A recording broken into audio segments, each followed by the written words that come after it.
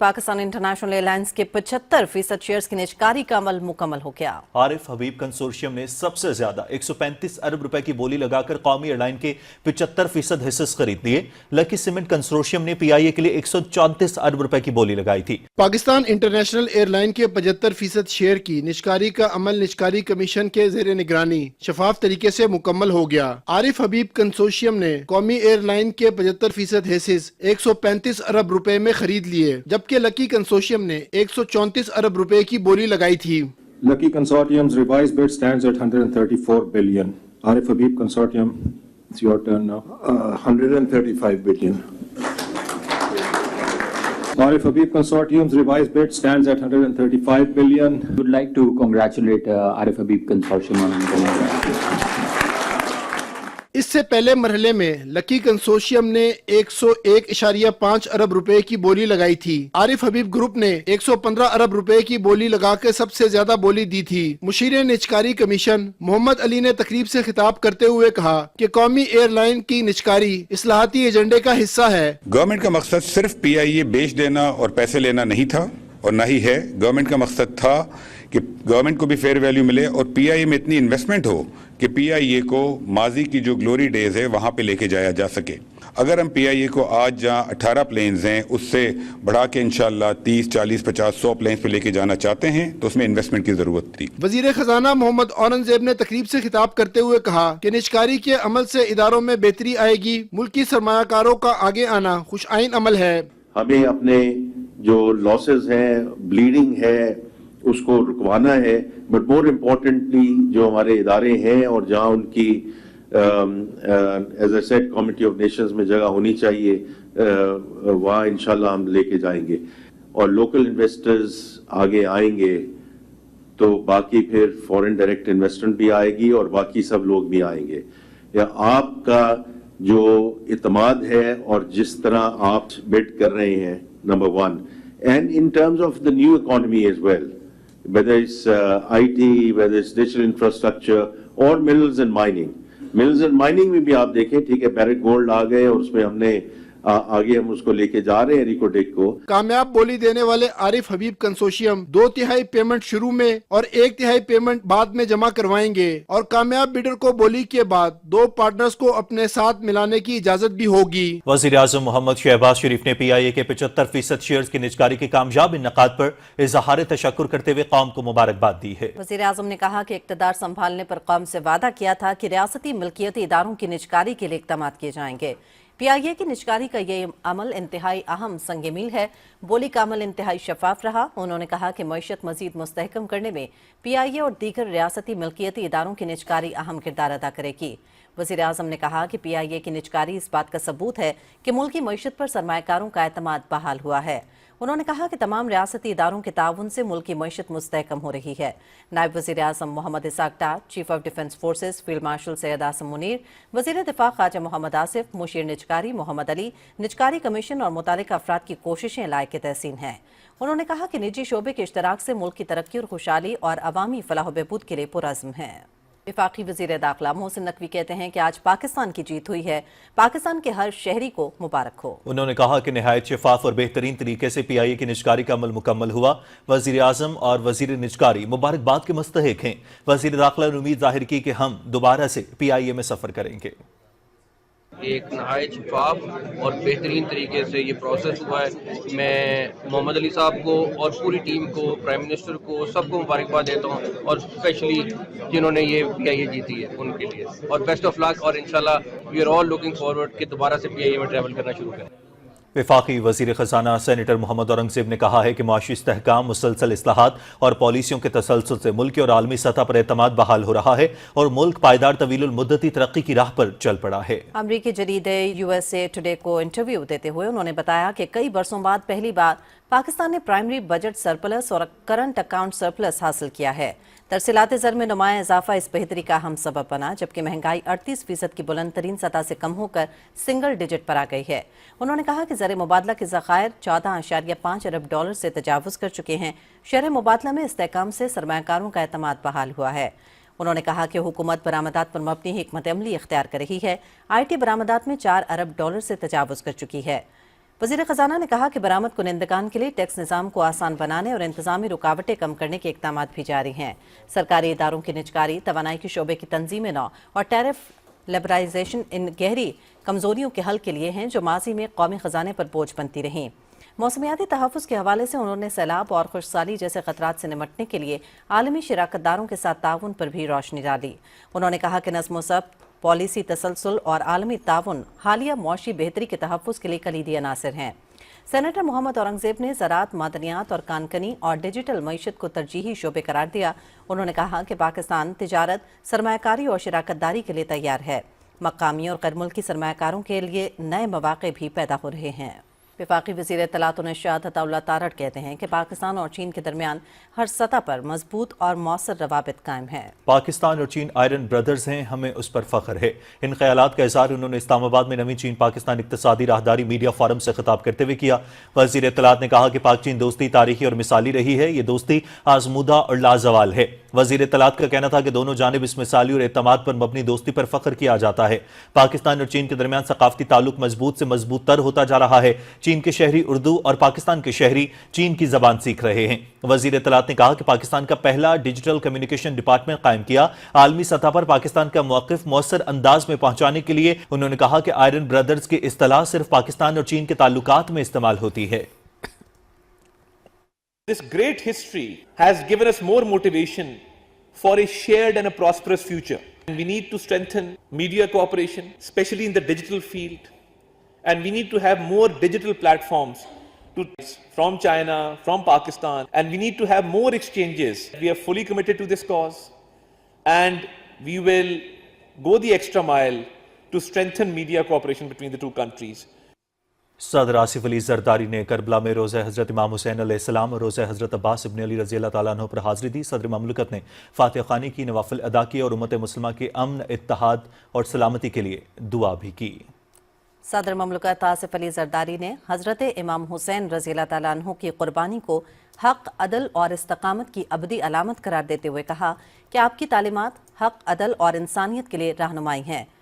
Governor Karbala doctor نصیف Jasim الخطابی بھی صدر پاکستان کے ہمراہ تھے۔ صدر مملکت نے دونوں مزارات کے منتظمین اور مبلغین سے بھی ملاقات کی۔ Chief of defence forces field marshal Syed Asim Munir نے نیشنل ڈیفنس یونیورسٹی اسلام آباد کا دورہ کیا۔ ISPR کے مطابق پاک فوج کے سپہ سالار کو national security and war courts میں سول اور فوجی شرکاء کے پینل نے قومی سلامتی کے چیلنجز اور ان سے نمٹنے کے حوالے سے بریف کیا۔ شرکاء سے گفتگو کرتے ہوئے فیلڈ مارشل سید عاصم منیر نے پیچیدہ اور بدلتے ہوئے عالمی، علاقائی اور داخلی سلامتی کے ماحول کا خاکہ پیش کرنے کی ضرورت پر زور دیا۔ انہوں نے کہا کہ ملک وسیع اور مستقل چیلنجز کا سامنا کر رہا ہے۔ فیلڈ مارشل نے کہا کہ یہ چیلنجز روایتی، انٹیلیجنس، سائبر، معلومات، عسکری، اقتصادی اور دیگر میدانوں تک پھیلے ہوئے ہیں، جن کے لیے قومی طاقت کے تمام عناصر جامع تیاری اور ہم آہنگی کے ساتھ مل کر کام کریں۔ فیلڈ مارشل سید عاصم منیر نے کہا کہ معاندانہ عناصر کھلے تصادم کے بجائے بالواسطہ اور مبہم طریقوں سے سہارا لے کر شرنگیزی پھیلا رہے ہیں۔ انہوں نے زور دیا کہ کثیر الجہتی چیلنجز کو پہچاننے، ان کی درست پیشگوئی کرنے، ان کا بہتر مقابلہ کرنے کے لیے تربیت اور چوکس رہنا ضروری ہے۔ فیلڈ مارشل نے اپنے خطاب میں واضح کیا کہ غیر یقینی صورتحال میں واضح سوچ اور فکری استقامت کے ساتھ فیصلہ سازی آج کے متنازع اور منتشر سلامتی کے ماحول میں کام کرنے کی اہم خصوصیات ہیں۔ فیلڈ مارشل سید عاصم منیر نے نیشنل ڈیفنس یونیورسٹی کے کردار کو ایک اعلیٰ ترین ادارے کے طور پر سراہا جو اسٹریٹجک مفکرین تیار کرنے میں اہم کردار ادا کر رہا ہے۔ انہوں نے زور دیا کہ پیشہ ورانہ عسکری تعلیم، اداراتی صلاحیت مضبوط بنانے، مقامی صلاحیت کو فروغ دینے اور طویل مدتی قومی استحکام یقینی بنانے کے لیے مرکزی حیثیت رکھتی ہے۔ فیلڈ مارشل نے شرکاء پر زور دیا کہ وہ دیانتداری، نظم و ضبط اور بے لوث خدمت کی اقدار کو برقرار رکھنے میں ثابت قدم رہیں۔ اور ناظرین، بھارت میں ہندوتوا کے شرپسند عناصر اقلیتوں کی مذہبی آزادی پر حملہ آور ہو گئے ہیں، جس سے فاشسٹ مودی کی بھارت میں مذہبی تعصب اور نفرت انگیزی نے نام نہاد سیکولر ریاست کا پردہ چاک کر دیا ہے۔ جریدہ منی کنٹرول کے مطابق دہلی میں انتہا پسند ہندو تنظیم بجرنگ دل نے مسیحی خواتین کو مذہبی تہوار منانے سے روک دیا۔ بجرنگ دل کے شرپسندوں نے سانتا کلاس کے لباس میں ملبوس مسیحی خواتین اور بچوں کو عوامی مقامات پر ہراساں کر کے بے دخل کر دیا۔ مزید کہا گیا کہ بجرنگ دل کے شرپسندوں نے مسیحی خواتین کے ساتھ تضحیک آمیز رویہ اپناتے ہوئے واپس گھر جانے پر بھی مجبور کیا۔ ماضی میں بھی انتہا پسند تنظیم بجرنگ دل کرسمس پر مسیحی برادری کو خوف و ہراس میں مبتلا کرنے میں ملوث رہی ہے۔ گزشتہ سال بھی مسیحی برادری کے خلاف مدھیہ پردیش، مہاراشٹر، اتر پردیش، اتراکھنڈ، گجرات اور ہریانہ میں ہراسگی کے واقعات ہو چکے ہیں۔ عالمی جریدے دی ڈپلومیٹس کے مطابق بھارت میں مسلم اور مسیحی برادری کے خلاف انتہا پسندانہ واقعات خطرناک حد تک بڑھ چکے ہیں۔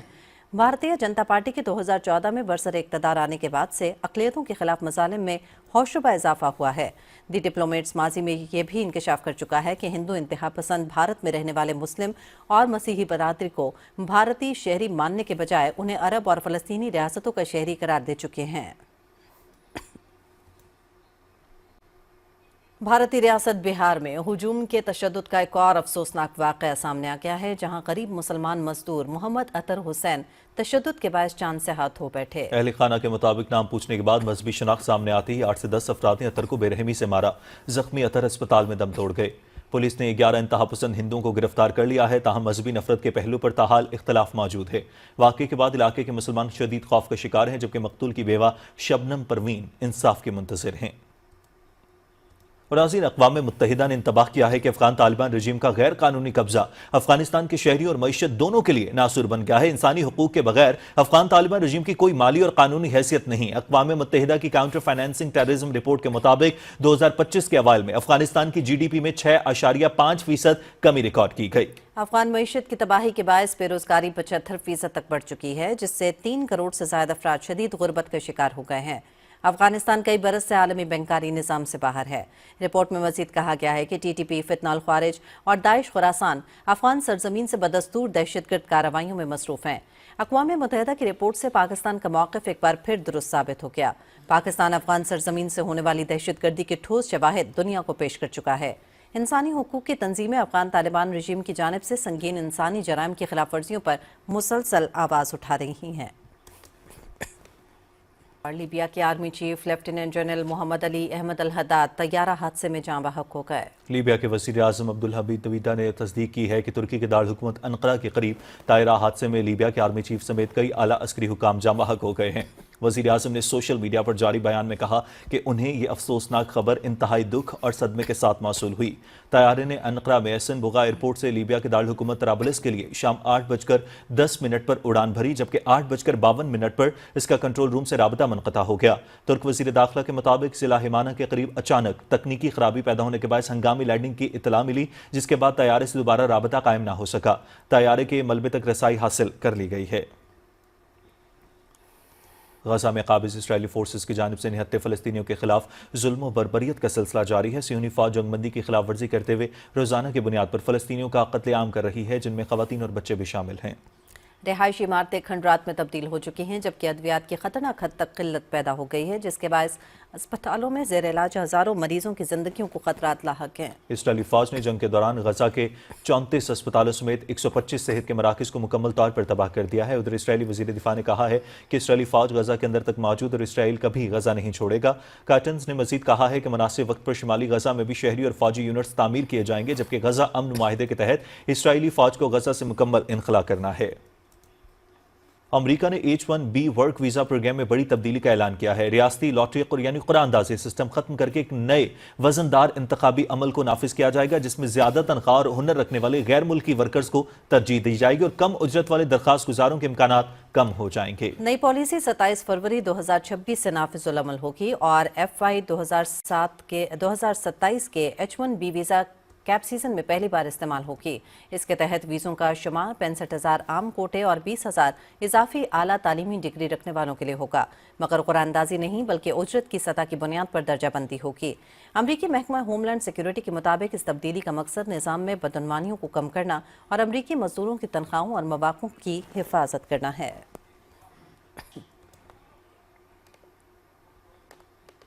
یوم قائد کی مناسبت سے سفارت خانہ پاکستان تاشقند میں تقریب کا انعقاد ہوا۔ سفیر پاکستان احمد فاروق نے تقریب سے خطاب کرتے ہوئے کہا کہ پاکستان کا قیام ایک معجزہ تھا جو قائد اعظم محمد علی جناح کی قیادت کی بدولت ممکن ہوا۔